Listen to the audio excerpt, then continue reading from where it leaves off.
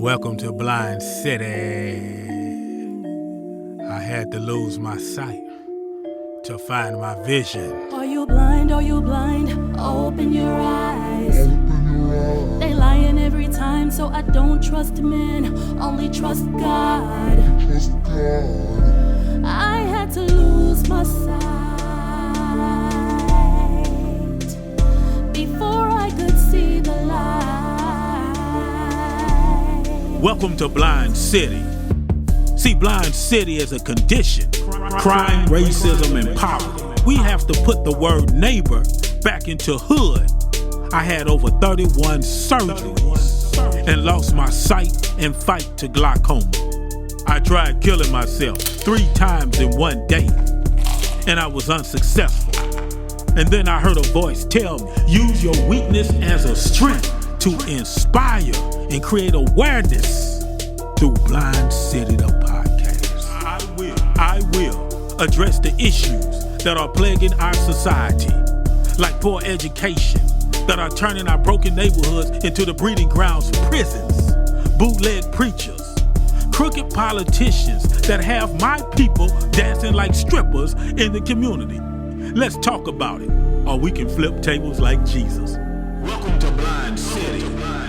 This is Blind City, the podcast. I'm your host, Langford Cunningham. We are the therapy for these streets.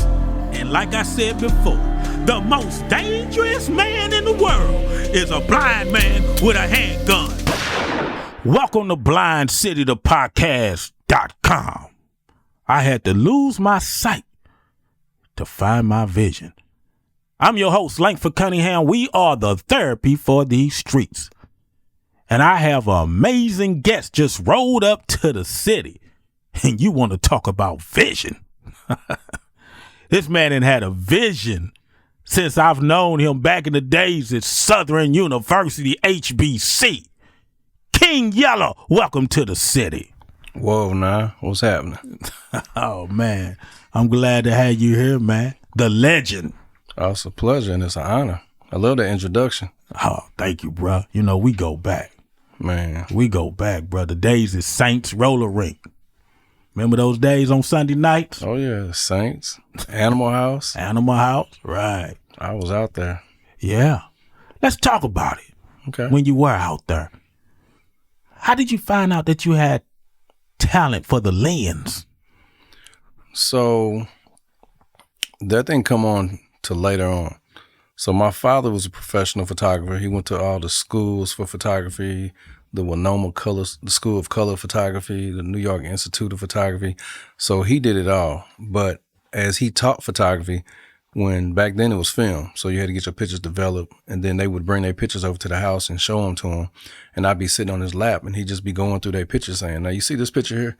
Why'd you take that picture when the man had a cup up to his mouth? Wait till he bring his hand down, then click the button. He was just always teaching them, and all that stuff was in my subconscious mind, but I didn't really realize that until my time came when I left St. Louis trying to figure myself out, and I ended up going to Southern University down in Baton Rouge, and I had a friend that worked for the school newspaper, and I was like, man, I take better pictures than that, just because I come from a family of photographers. And he's like, why don't you come over to the newspaper in the yearbook? They hiring. So I went over there, and they hired me immediately. And I called my father. I said, yo, they just hired me as a photographer. So he gave me a crash course over the phone.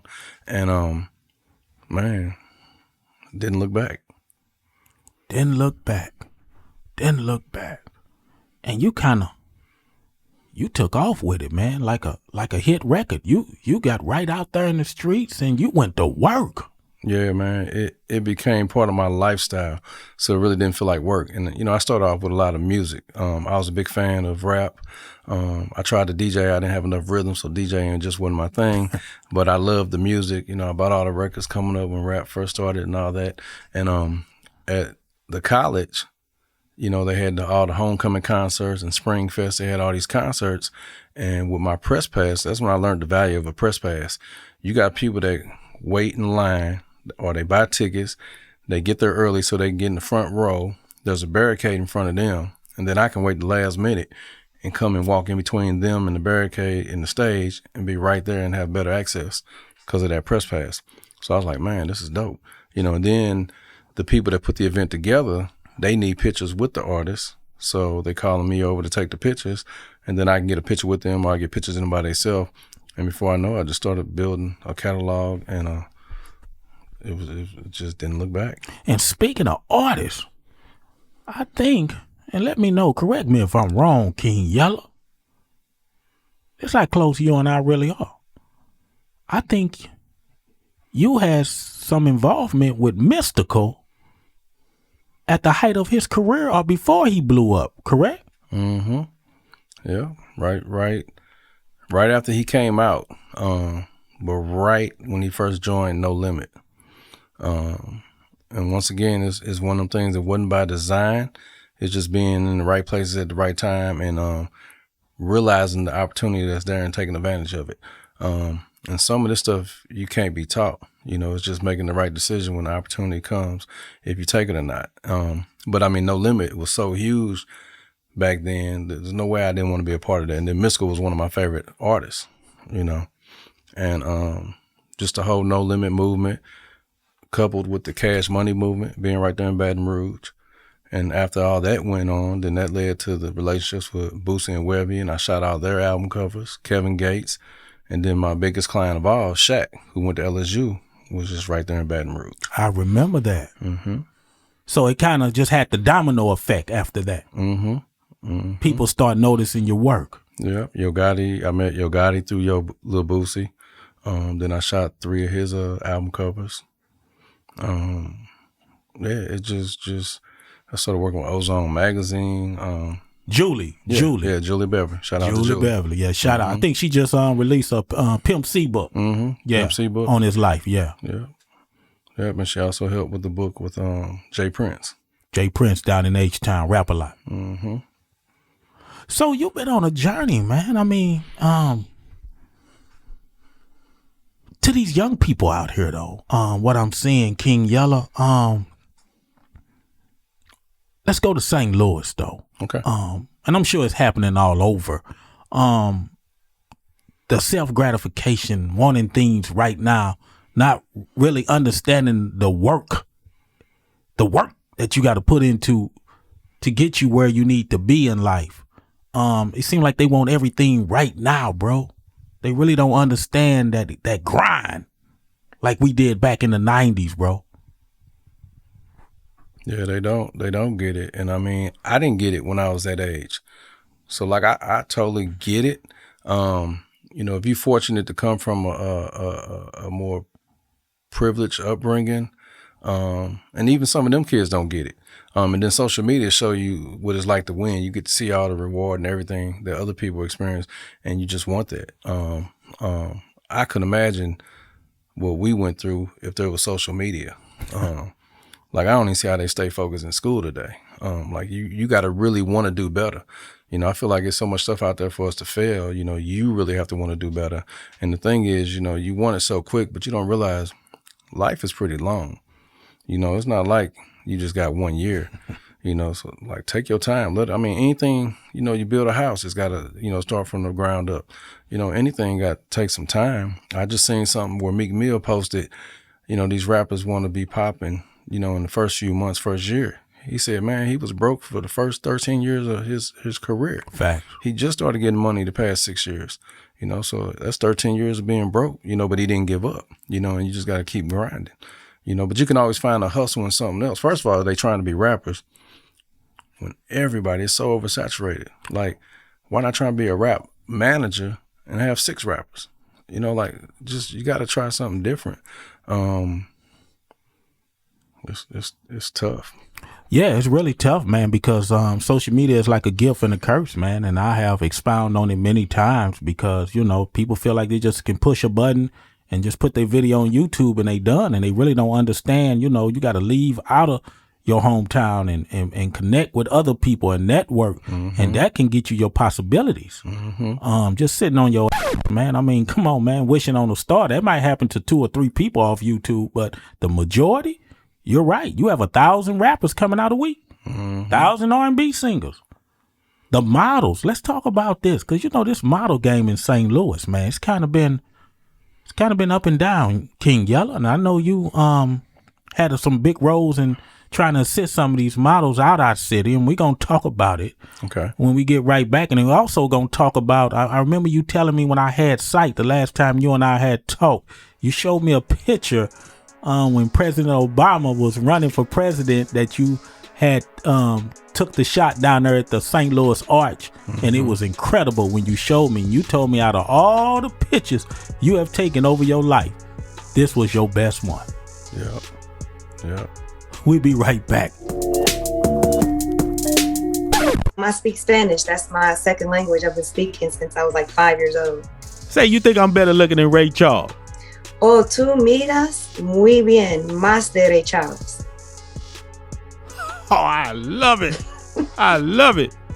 Only thing I know in Spanish is nachos, not your hoes.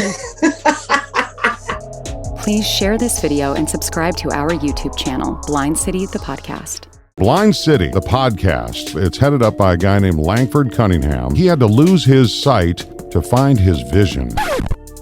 Hey, y'all, this is Tashara Jones, mayor of the city of St. Louis, and I listen to Blind City, the podcast. If you found this content helpful, please share this video and subscribe to our YouTube channel, Blind City, the podcast. You can find us on all social media platforms. BlindCityThePodcast.com. BlindCityThePodcast.com. I had to lose my sight, but I got King Yella inside the city, and I feel like Yella, I got my vision back, man. You so sharp with them lenses, that camera, man. Let's talk about these models in St. Louis. What do you want to know? You know, back in the days, the 2000s, we had the Mo Spoon eye candy parties. You know, Mocha Latte had parties, Slim. And, you know, we had a lot of models. Some appeared on some of the reality shows as well. But why you think our city haven't really taken off with the model game in St. Louis? I mean, it's not a big model city. You know, now with social media, you have a lot that want to be a model. But, I mean, anyone could be a model because, I mean, you can model people clothing lines, you can products. Anyone can be a model. I think for some of the people, just like almost every guy is a rapper, every cute girl is a model. You know, it's just something to say that they're doing. And or a stripper. Yeah, that too. Right. You know, I look at the girls that strip. That's more like the street life, like the guys that hustle. You know, you just find another way to make some money, and that's the female version of it. You know, and the guys mess with the drugs. And I mean, I totally get all that too. But I would say to all of them, you know, just like in Players Club, Diamond was dancing, but she was dancing to go to school. You know, if you're going to do anything like that with them kind of hustles, get something positive out of it and just use it as a stepstone to get you to your next step, since you don't have the support and help, because you're doing it because you want to better yourself. Just don't do it for a lifestyle. And King Yellow, man, but what's going on out there though, bruh?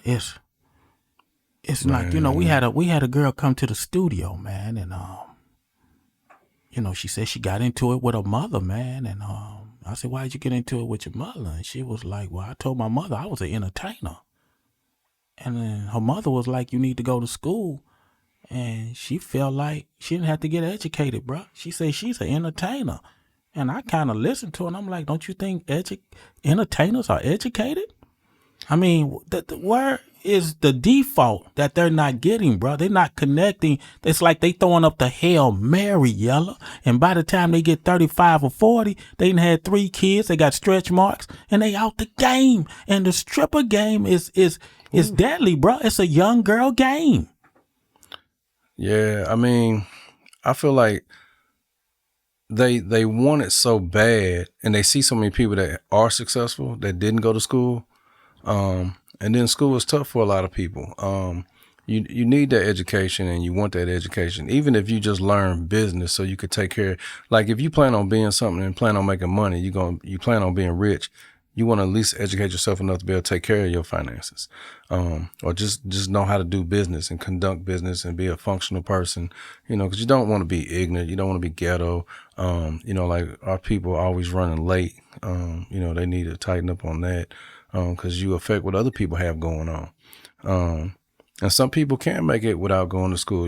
If you one of them lucky ones and you find your talent and realize what it is and it pop for you. But some people need something else to fall back on.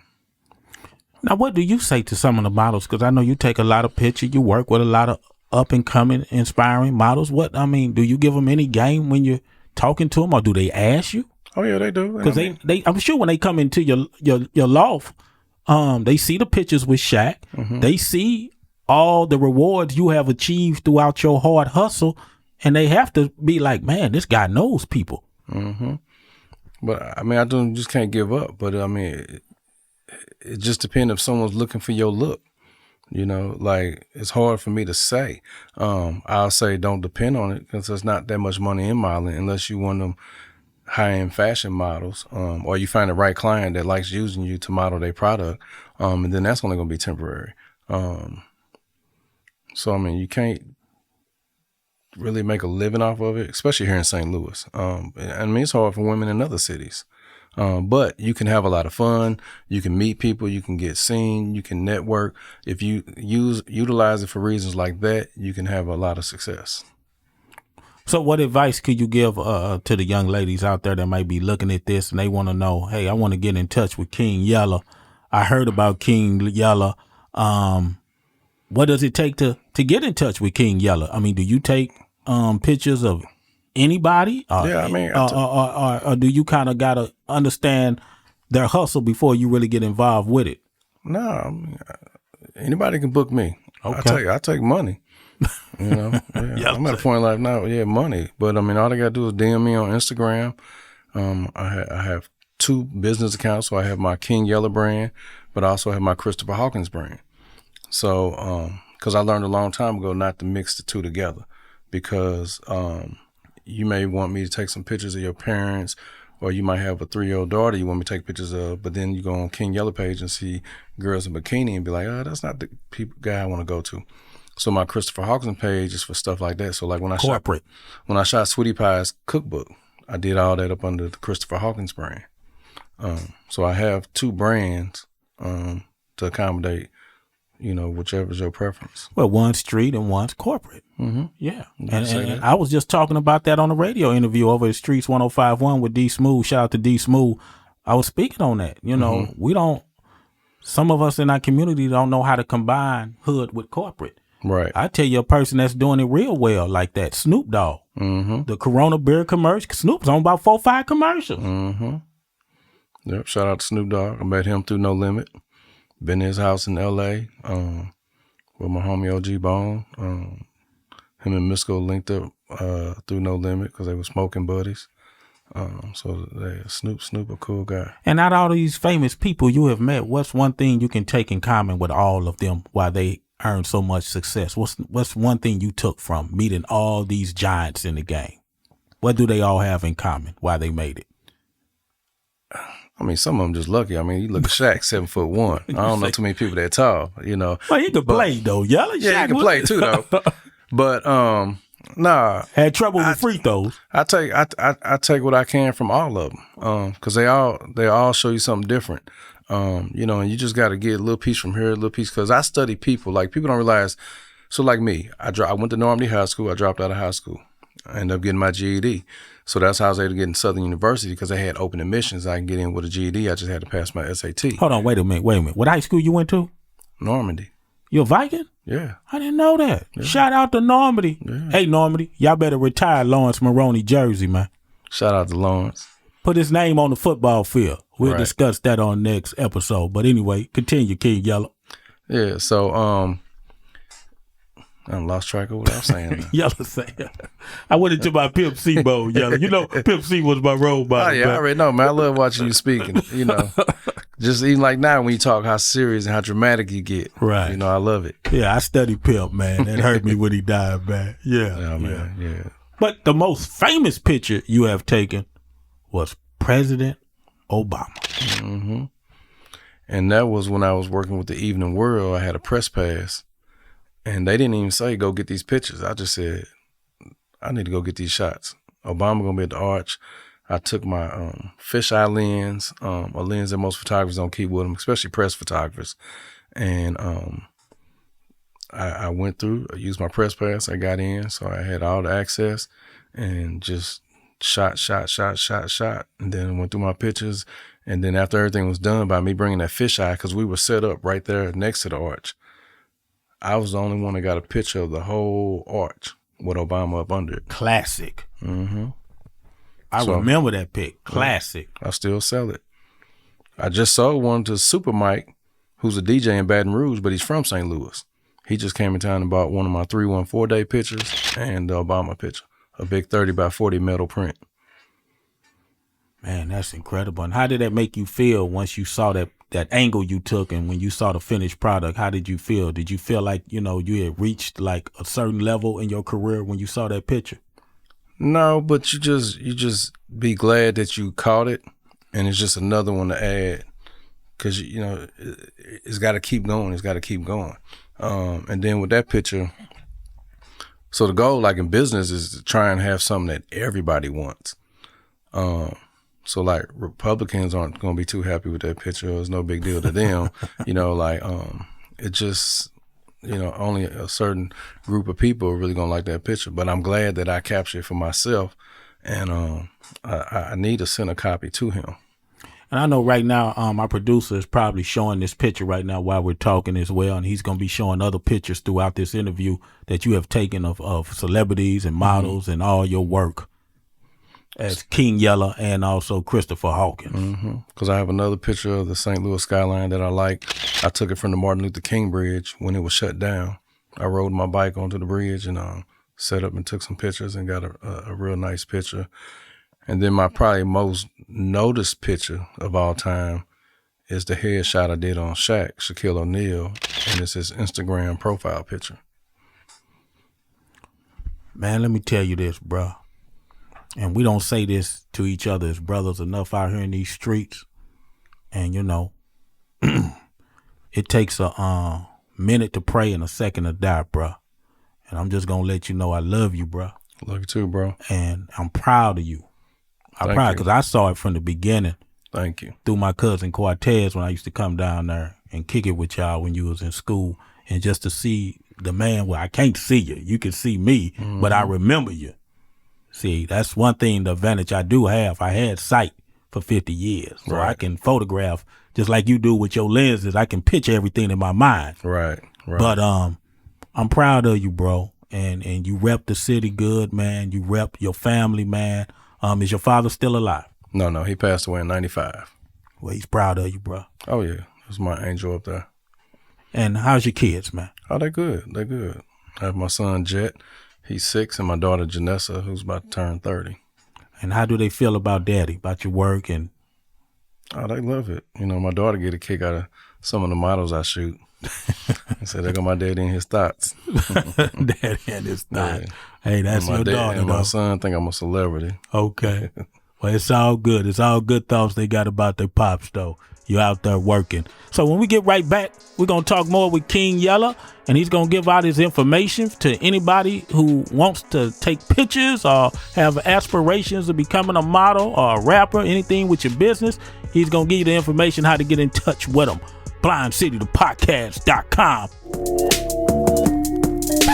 Do you think prostitution should be legalized? Absolutely not. Women and children and teenagers that being naked and sharing their body, swapping DNA with multiple individuals that you know absolutely nothing about is okay. And it's not okay. Please share this video and subscribe to our YouTube channel, Blind City the Podcast. Langford Cunningham is really an inspiration. Mr. Langford Cunningham. Blind City, the podcast. It's headed up by a guy named Langford Cunningham. He had to lose his sight to find his vision. Welcome to Blind City, the podcast. I'm your host, Langford Cunningham. We are the therapy for these streets. Everybody got their ops. Everybody got their enemies. But for real, now you don't even got to worry about your enemy. It be, the closest around you. No, this is real. We getting shot by police. We getting stereotyped. We didn't get a proper investigation. Well, definitely, I think it's a bunch of Your car got shot up, right? Yeah, he struck a bullet. Yeah, you from the hood. They just passed a law where you can give a kid a gun without the parent's permission. Wait a minute, they can do what? We got people in power that's not really for the people. They think the people work for them. You work for the people. We got to talk about the disparities in our community. Check out Blind City the Podcast. Subscribe to our YouTube channel or go to blindcitythepodcast.com. blindcitythepodcast.com. You can check us out. Go to my YouTube page, Blind City the Podcast. King Yella. Man, I thank you for rolling up. Social media information, how people can get in touch with you, bro. The quickest is Instagram, King Yella, at King Yella, KINGYELLA. And the Christopher Hawkins Instagram is Hawkins Did It, HAWKINSDIDIT. And those are the best two ways to contact me. Now, do you have any events coming up? Anything? Are you still doing weddings and stuff like that? No, I never did weddings. Never did weddings? No, weddings never? were boring to me. Never? I did too, but I Okay. mean, never promoted. Let's see, my next event out of town is going to Atlanta for my dog PB, promoter PB. He's breeding Jada to the club Tiger in Atlanta. So I love when I get them opportunities to go work in Atlanta because that's where my daughter lives and I get to go see her. So either I go a day early or longer, but I could spend some time with her. Then here in St. Louis, they have the Old School Legends of Hip Hop tour coming up on the 16th. So I'm gonna go to that, and I'll probably do the one in Kansas City on the 15th. You know, that's 8Ball, MJG, Bun B, Too Short, Mystical, and a few other people. Yeah. I know Face won't make it. I mean, my prayers go out to his family as well. Yeah. But congratulations, he got that. He's still doing okay from getting his kidney. Yeah. I can't really expound on that right now. Okay. I spoke with the family. But just keep your prayers for him. Okay. Yeah. But King Yella, man, thank you for rolling up to the city, man, and hopefully me and you can do some work in the future, man. You know, you used to take pictures of me back in the club, man. Mm-hmm. You still got that picture of me and Kevin, man? Yes, right. Knockouts. Yeah. I'm Don't never forget it. He say knockouts. He still remember that. Yeah. Have you spoke with Kevin? I haven't talked to him, just on Instagram. Okay. Yeah, just on Instagram. Okay. And that's Kevin Cunningham, my cousin. He's a boxer, trainer, doing quite well. Has an up-and-coming fighter up right now that's making a lot of noise. So shouts out to Kevin Cunningham. But anyway, thank you for rolling up to the city, man. Oh, my pleasure, man. Anytime. blindcitythepodcast.com. If you found this content helpful, please share this video and subscribe to our YouTube channel, Blind City the Podcast. You can find us on all social media platforms. blindcitythepodcast.com.